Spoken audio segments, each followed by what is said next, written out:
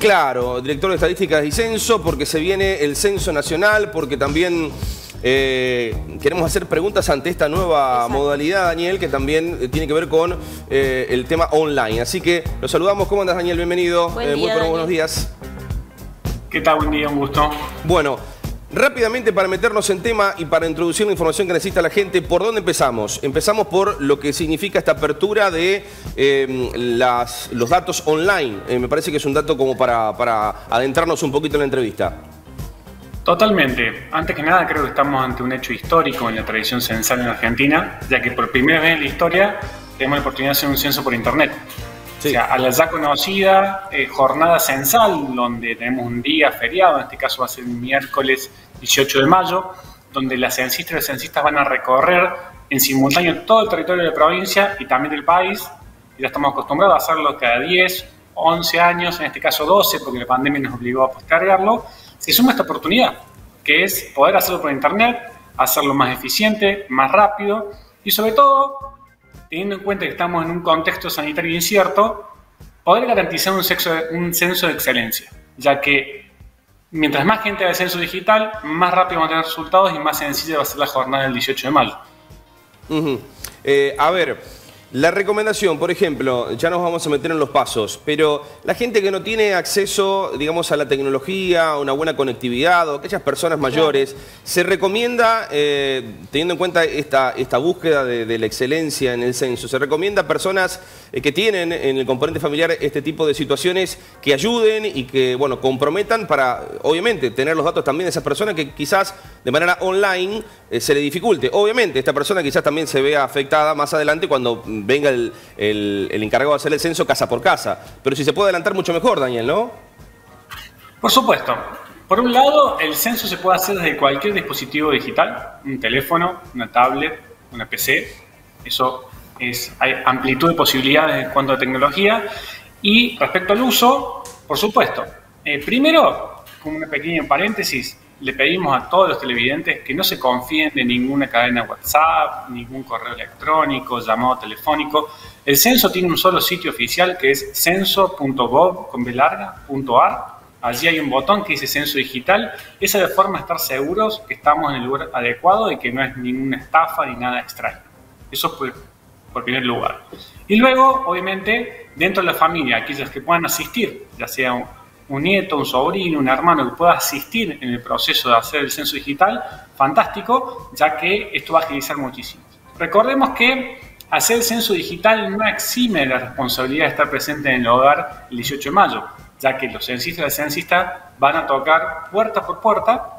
Lo que sucede es que al llegar a cada hogar van a consultar si se hizo el censo digital. En ese caso, la persona que hizo el censo digital va a tener que entregar un código de 6 dígitos que le va a arrojar el sistema.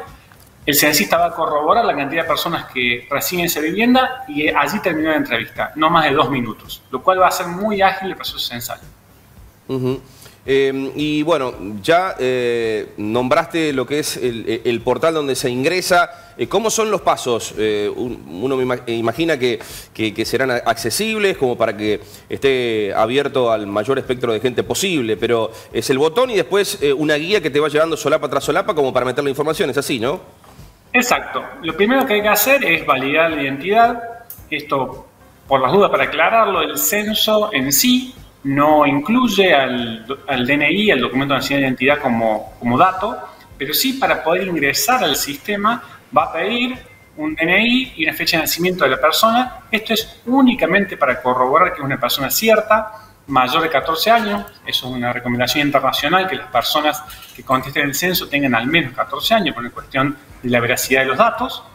Y allí uno ingresa ya al sitio del censo, es decir, ese DNI que se puso es únicamente una validación, no queda guardado, no se vincula con los datos, pero sí nos da garantías de seguridad informática de que no es un hacker, un robot o alguien que quiera hacer daño, digamos, al censo, sino una persona cierta que está ingresando.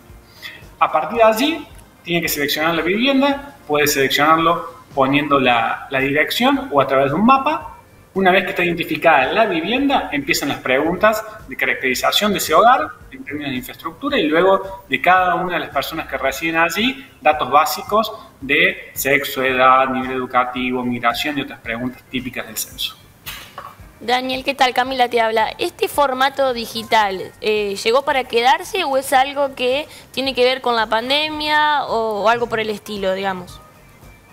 Llegó para quedarse. Ya varios países en el mundo venían implementando, algunos con más tradición, no solo online, sino también en otros mecanismos, como puede ser Estados Unidos, que tenía ya el sistema por correo, donde uno hacía en papel y lo enviaba por correo, pues ya hace muchas décadas. Y ya el censo digital o este híbrido, este mixto, ya en algunos países se ha utilizado, nada más que los antecedentes que tenemos son el 2010 y el uso de la tecnología del 2010 a este momento cambió mucho y se aceleró por la pandemia.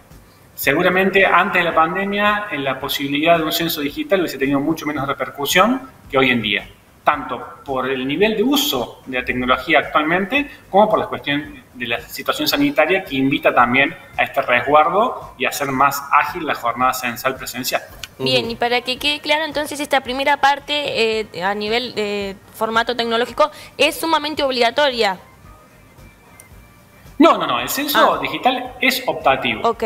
Aquellas personas que deseen esperar al 18 de mayo para que cuando el censista pase a hacer en ese momento el censo de forma presencial, no hay ningún problema.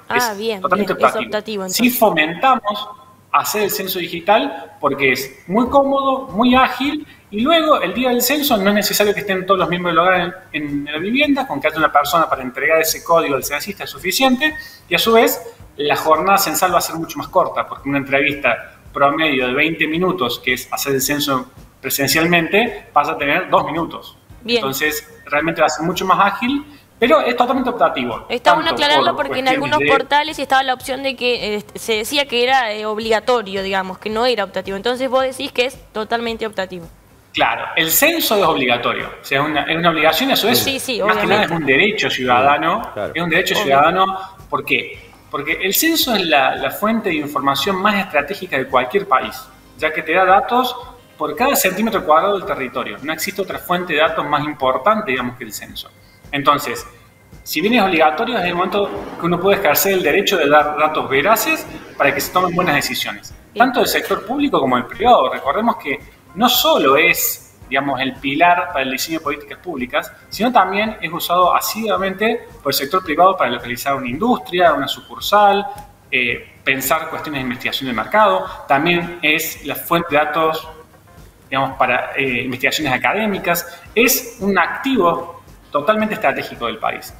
En este caso, el censo es obligatorio, pero la opción digital es optativa. Excelente. Pero bueno, de todos modos, Daniel, convengamos que hay como, digamos, una recomendación, si se puede hacer de manera digital, por estas bondades que comentabas, esto de la agilidad en la entrevista, de tener ya un caudal de datos previsto antes de que llegue el día del censo. Me parece que está bueno también, por lo menos, recomendar, ¿no?, lo que es el tema del trabajo digital. Por supuesto. Estamos fomentándolo tanto por todas las bondades, como bien decías vos, que tiene, y sobre todo eso último que se nombró, que es importantísimo. Mientras antes tengamos los datos, mejor para todos. Tengamos en cuenta también que a nivel de un municipio y comuna, estos datos determinan la coparticipación, determinan quizás la posibilidad de poder pasar de comuna a municipio, de pasar de pueblo a ciudad, y eso implica muchas cosas importantes y cambios. Entonces, mientras antes lo tengamos disponible, mejor para todos. Hay una serie de etapas en las cuales se van a conocer los datos también con mayor rapidez. Creo que me parece que al final de un año ahí vamos a tener los datos globales, pero se puede conocer anticipadamente el resultado del censo, bueno, a los pocos meses, por lo menos de manera, si se quiere, parcial o provisoria, ¿no? Exacto, es similar a una elección.